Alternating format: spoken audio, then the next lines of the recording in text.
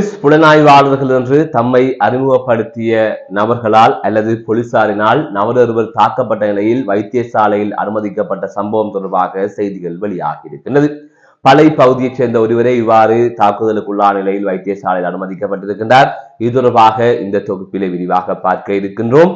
மற்றொரு செய்தியாக வவுனியா கூமாங்குளம் எனப்படுகின்ற பகுதியில் நபரொருவர் போலீசாரினால் கொலை செய்யப்பட்டார் என்று மக்களால் குற்றம் சாட்டப்பட்டிருந்தது. அதை தவிர போலீசார் கூறியிருந்தார்கள், ஒருவர் வீதியில் விழுந்து கிடப்பதாக தகவல் கிடைத்த நிலையில் நாங்கள் அங்கே சென்றோம். அந்த நிலையில் தான் அங்கு அந்த அசம்பாவிதம் அல்லது பதட்டம் நிலவியது என்று போலீசார் பதிலளித்திருந்தார்கள். இந்த நிலையில் குறித்த நபர், அதாவது உயிரிழந்த நபர் மாரடைப்பு காரணமாக உயிரிழந்திருப்பதாக தற்பொழுது சட்ட வைத்திய அதிகாரி தெரிவித்திருக்கின்றார். அதை தவிர இந்த சம்பவம் தொடர்பாக இருவர் கைது செய்யப்பட்டிருப்பதாகவும் கூறப்படுகின்றது. இது தொடர்பாகவும் விரிவாக பார்க்க இருக்கின்றோம். அதற்கு முதல் ஜேகே ரிப்போர்ட் எனப்படுகின்ற இந்த யூடியூப் சேனலை சப்ஸ்கிரைப் செய்யாமல் யாராவது பார்த்துக் கொண்டிருந்தால் சப்ஸ்கிரைப் செய்து கொள்ளுங்கள். தொடர்ந்து அருகில் இருக்கின்ற பெல் பட்டினை கிளிக் செய்வதன் ஊடாக நான் போடுகின்ற ஒவ்வொரு காணொளிகளையும் நீங்கள் உடனுக்குடன் பார்க்கக்கூடிய வகையில் இருக்கும். நான் நடராசா ஜெயகாந்தன். தற்பொழுது செய்திகளுக்குள்ளே செல்லலாம். போலீஸ் புலனாய்வாளர்கள் என்று தம்மை அடையாளப்படுத்திக் கொண்ட நால்வரால் நபரொருவர் தாக்கப்பட்ட சம்பவம் தொடர்பாக செய்திகள் வெளியாகி பெரும் அதிர்வலைகளை ஏற்படுத்தி இருக்கின்றது. பளை வண்ணான்கேணி பகுதியைச் சேர்ந்த சிறிதரன் காந்தன் எனப்படுகின்ற குடும்பஸ்தரே இவ்வாறு தாக்குதலுக்கு இலக்கானதாக கூறப்படுகின்றது. குறித்த தாக்குதலுக்கு இலக்கான நபரின் நண்பன் விடுதலை புலிகள் அமைப்பு தொடர்பாக சமூக வலைதளத்தில் கருத்து பதிவு செய்ததாகவும் அது தொடர்ச்சியாக போலீசார் அந்த நபரை விசாரணைக்கு அழைத்ததாகவும் ஆனால் அந்த நபர் தலைமறைவாகி இருப்பதாகவும் தெரிய வருகின்றது. இந்நிலையில் அந்த தலைமறைவான நபர் தொடர்பாக குறித்த நபர் தகவல் வழங்க வேண்டும் என்று போலீசார் அந்த நபரை அழைத்ததாகவும் அது தொடர்ச்சியாகத்தான் அவரை வலுக்கட்டாயமாக ஏற்றி சென்றதாகவும் அந்த சந்தர்ப்பத்தில் அவர் வர மறுத்த நிலையிலே அவரை தாக்கிவிட்டு இடைவெளியிலே இறக்கிவிட்டு சென்றதாக தெரிவிக்கப்பட்டிருக்கிறது. இவ்வாறு கடும் தாக்குதலுக்கு இலக்கான நபர் பளை வைத்தியசாலையில் சிகிச்சைக்காக அனுமதிக்கப்பட்டிருப்பதாக செய்திகள் வெளியாகி இருக்கின்றது. எனவே இவ்வாறு போலீஸ் புலனாய்வாளர்கள் என்று கூறிக்கொண்ட நபர்களால் அவர் தாக்குதலுக்கு இலக்கான சம்பவம் பெரும் பரபரப்பை ஏற்படுத்தி இருக்கிறது.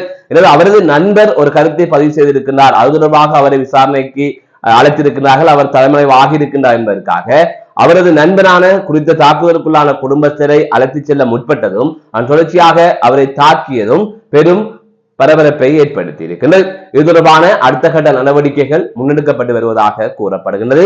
அதை தவிர போலீசாரின் அத்துமுறல்கள் தொடர்ந்து கொண்டே வருகின்றது என்கின்ற கருத்துக்களும் மக்களால் பகிரப்பட்டு வருகின்றது. அதை தவிர வவுனியாவிலே ஒரு சம்பவம் ஒன்று அண்மையிலே பதிவாகிறது. அதாவது வவுனியா கூமாங்குளம் எனப்படுகின்ற பகுதியில் இரவு 10 மணி அளவில் போலீசார் நபரொருவரை கொலை செய்து விட்டார்கள் என்று கூறி மக்கள் போலீசாருக்கு கடும் எதிர்ப்பை வெளிப்படுத்தியிருந்தார்கள். அந்த சம்பவத்தில் 5 போலீசார் காயமடைந்ததாகவும் அதை தவிர போலீசாரின் சொத்துக்கள் சேதமாக்கப்பட்டதாகவும் தெரிவிக்கப்பட்டது. அந்த சந்தர்ப்பத்தில் பதற்றம் ஏற்பட்டதால் அந்த பதற்றத்தை கட்டுப்பாட்டுக்குள் கொண்டு வருவதற்காக வானத்தை நோக்கி 3 முறை போலீசார் துப்பாக்கிச்சூடு நடத்த வேண்டிய சூழலும் ஏற்பட்டிருந்தது. இந்நிலையில் அந்த சம்பவத்திற்கு பின்னராக போலீஸ் ஊடக பிரிவு ஒரு தகவலை வெளியிட்டிருந்தது. அதாவது நெலுக்குளம் போக்குவரத்து போலீசார் வீதி கடமையில் ஈடுபட்டுக் கொண்டிருந்த போது அந்த போலீசாருக்கு நபரொருவர் மது போதையில் வீதியில் விழுந்து கிடப்பதாக தகவல் தெரிவிக்கப்பட்டிருக்கிறது. அதனை அடுத்துத்தான் அந்த 2 போலீசாரும் சம்பவத்துக்கு சென்றிருக்கிறார்கள். அந்த சந்தர்ப்பத்தில் தான் போலீசார் அந்த நபரை தாக்கி கொலை செய்து விட்டதாக கூறி அங்கிருந்தவர்களால் பிரச்சனை ஏற்படுத்தப்பட்டிருக்கிறது. அதன் தொடர்ச்சியாகத்தான் இவ்வாறான சம்பவங்கள் எல்லாம் பதிவாகியது. 5 போலீசார் காயமடைந்த நிலையில் அவர்கள் வைத்தியசாலையில் அனுமதிக்கப்பட்டதாக போலீஸ் ஊடக பிரிவு பதிலளித்திருந்தது. அதன் தொடர்ச்சியாக குறித்த நபரின் சடலம் உடற்கூற்று பரிசோதனைக்கு உட்படுத்தப்பட்டிருந்தது. அவ்வாறு உடற்கூற்று பரிசோதனைக்கு உட்படுத்தப்பட்ட நிலையில் அவருக்கு, அதாவது உயிரிழந்தவருக்கு புதிய காயங்கள் எதுவும் இல்லை என்றும் வலது காலில் பழைய வடுக்கள் தான் இருக்கின்றது என்றும் கூறப்பட்டிருக்கிறது. அதன் தொடர்ச்சியாக அவர் மாரடைப்பால் தான் உயிரிழந்தார் என்று சட்ட வைத்திய அதிகாரியின் அறிக்கையிலே குறிப்பிடப்பட்டிருக்கிறது. இவ்வாறு மரணத்திற்கான காரணம் வெளியான நிலையில் 2 பேர் போலீசாரினால் விசாரணைக்கு அழைக்கப்பட்டிருக்கிறார்கள். அதற்கமைய வவுனியாவை சேர்ந்த பிரதேச உறுப்பினர் ஒருவர் உள்ளிட்ட 2 பேரை இவ்வாறு விசாரணைக்கு அழைக்கப்பட்ட நிலையில் அதற்கு பிறகாக அவர்கள் 2 பேரும் கைது செய்யப்பட்டிருப்பதாக தெரிவிக்கப்பட்டிருக்கிறது. அதாவது போலீசாரின் கடமைக்கு இடையூறு விளைவித்தமை, மக்களை சேர்த்தமை, இவ்வாறு பல்வேறுபட்ட குற்றச்சாட்டுகள் அவர்கள் மீது முன்வைக்கப்பட்டு அவர்கள் கைது செய்யப்பட்டிருக்கிறார்கள். அவர்களை நீதிமன்றத்தில் முற்படுத்துவதற்கான நடவடிக்கைகள் முன்னெடுக்கப்பட்டு வருவதாகவும் தெரிவிக்கப்பட்டிருக்கிறது. இந்த சம்பவம் தற்பொழுது பெரும் பரபரப்பை ஏற்படுத்தி இருக்கின்றது. மற்றொரு செய்தியாக யாழ்ப்பாணம் கொழும்புத்துறை பகுதியில் இருக்கின்ற வீடொன்றின் மீது தாக்குதல் நடத்தப்பட்டிருப்பதாக தெரிவிக்கப்பட்டிருக்கின்றது. இன்றைய தினம் அதிகாலை 5 மணி அளவில் இவ்வாறு தாக்குதல் நடத்தப்பட்டிருப்பதாக கூறப்படுகின்றது. யாழ்ப்பாண சிறைச்சாலையில் பணியாற்றுகின்ற காவலாளியின் வீட்டிலே இந்த தாக்குதல் சம்பவம் பதிவாகி இருப்பதாக கூறப்படுகிறது. குறித்த தாக்குதல் சம்பவம் எதற்காக நடத்தப்பட்டது, இதன் பின்னணி என்ன, யார் இந்த தாக்குதல் சம்பவத்தில் ஈடுபட்டார்கள் என்பது தொடர்பாக இதுவரை எந்தவித தகவல்களும் வெளியாகவில்லை. இந்த சம்பவம் தொடர்பான மேலதிகமான விசாரணைகள் மேற்கொள்ளப்பட்டு வருவதாகவும் தெரிவிக்கப்பட்டிருக்கின்றது. மீண்டும் ஒரு காணொலி சந்திக்கின்றேன். நான் நடராசா ஜெயகாந்த்.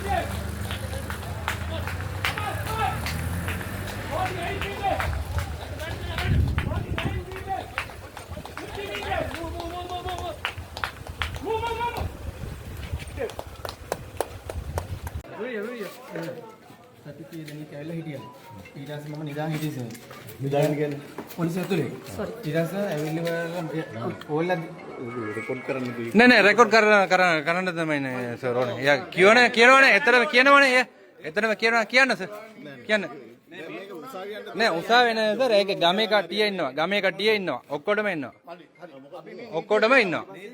ඔව් පොඩයි එනකොට මම සයිල බයිසිකල් නවත්ත පොන් ගෙහුවා කට්ටියට අර කට්ටිය දිව්වා මම 7 වෙන 7යි එක මෙහෙට ආවේ මම මොනවද දන්නේ නැහැ සර් මම ඉතින් දුවන්න නැතු හිටියා ඊට පස්සේ එක්කෙනෙක් අරගෙන මෙතන දාගත්තා සර් අත්ත කතාව කියන්නේ ඇත්ත කතාව තමයි ඔව් හරි ඔය අර ඉන්ෆර්මේෂන් දෙන්න පස්සේ තමයි නේ ඔය ආවේ ඒ සිද්ධිය උනාන් පස්සේ